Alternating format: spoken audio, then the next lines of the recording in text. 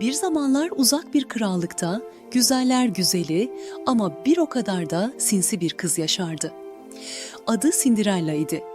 İlk bakışta masum ve zarif görünse de içinde bencillik ve hırs saklıydı. Yalan söylemeyi ve insanları manipüle etmeyi severdi.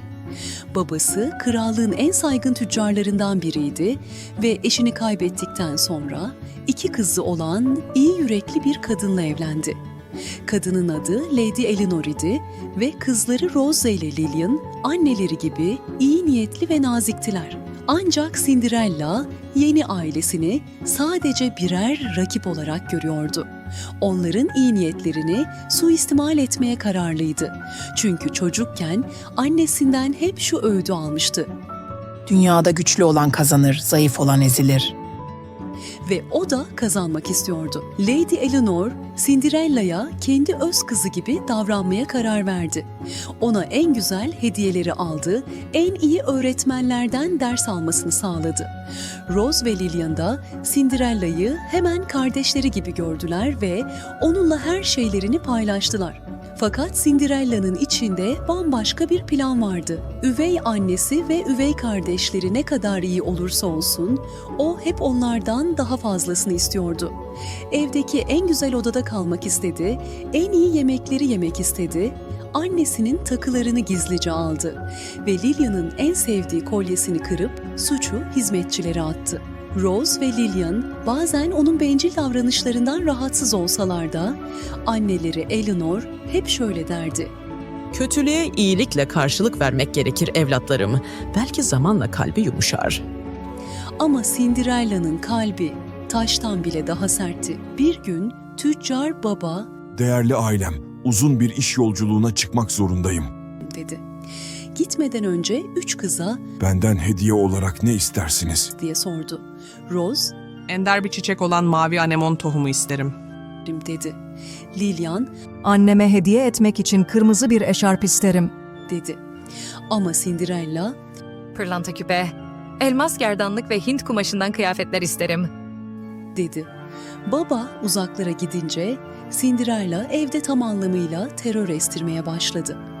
Üvey annesi ve kardeşlerini sürekli kötü duruma düşürmek için entrikalar çevirdi.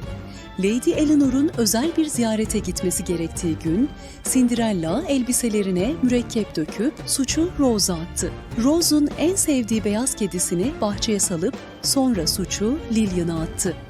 Hizmetçilere zorbalık etti, yemekleri yere döktü ve sonra kasaba halkına üvey annesinin onları aç bıraktığını söyledi. Kasaba halkı önce bu yalanlara inanmadı. Lady Eleanor ve kızları herkes tarafından sevilirdi. Ama Cinderella o kadar sinsi ve ikna ediciydi ki zamanla insanlar ona inanmaya başladı. Bir gece Cinderella bir adım daha ileri giderek kasabanın kuyusuna çamur ve kül attı. Sabah olduğunda herkes suların kirlendiğini gördü ve Cinderella'nın dedikodularıyla Eleanor ve kızlarını suçladı.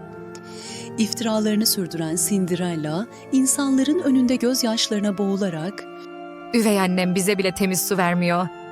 diye bağırdı. Kasaba halkı daha da öfkelenmeye başladı. Bir gün krallıkta büyük bir balo düzenleneceği duyuruldu. Prens bu baloda kendisine bir eş seçecekti. Tüm genç kızlar heyecan içindeydi. Lady Eleanor, Rose ve Lillian'a en güzel elbiseleri hazırladı. Hatta Cinderella için bile güzel bir elbise dikti. Ama Cinderella'nın gözü sadece o baloda tüm ilgiyi üzerine çekmekteydi.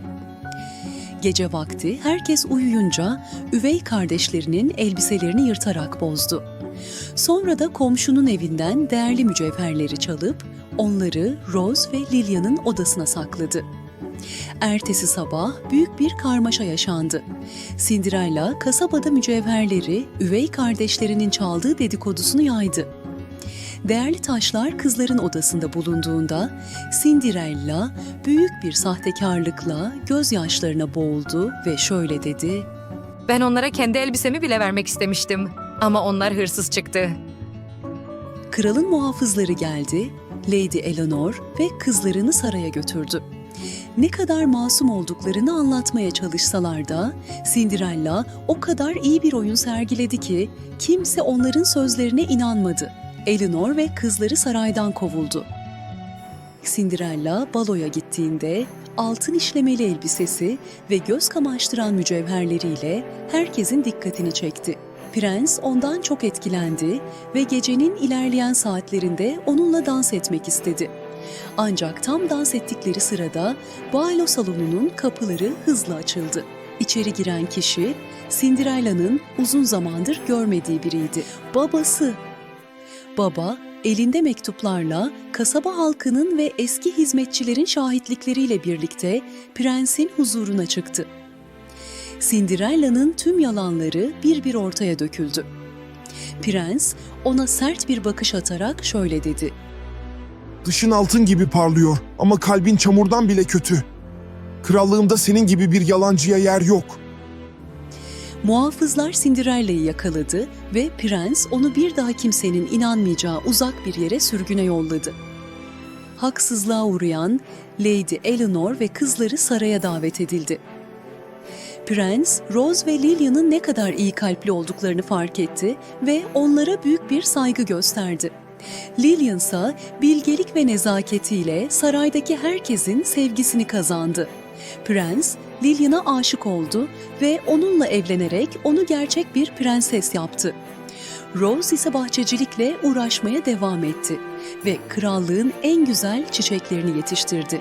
Lady Eleanor, sarayın en saygın hanımefendisi olarak yaşamına devam etti. Krallıkta herkes onların iyiliklerini konuştu. Ve Cinderella mı? O, sürgünde yıllarca başkalarını kandırmanın bedelini ödedi. Issız ormanlarda uzun süre gezdikten sonra bir gün yaşlı bir bilgeyle tanıştı ve ondan gerçek iyiliğin ne olduğunu öğrendi. Ama artık çok geçti. Çünkü insanlar bazen dış güzelliğe aldanır ama gerçek güzellik kalptedir. Ve böylece altın kalpli üvey anne ve kız kardeşlerin kötü ruhlu Cinderella'ya karşı kazandığı zafer nesilden nesile anlatıldı. Tüm ülkede esen rüzgarla birlikte yankılandı. İyilik her zaman kazanır.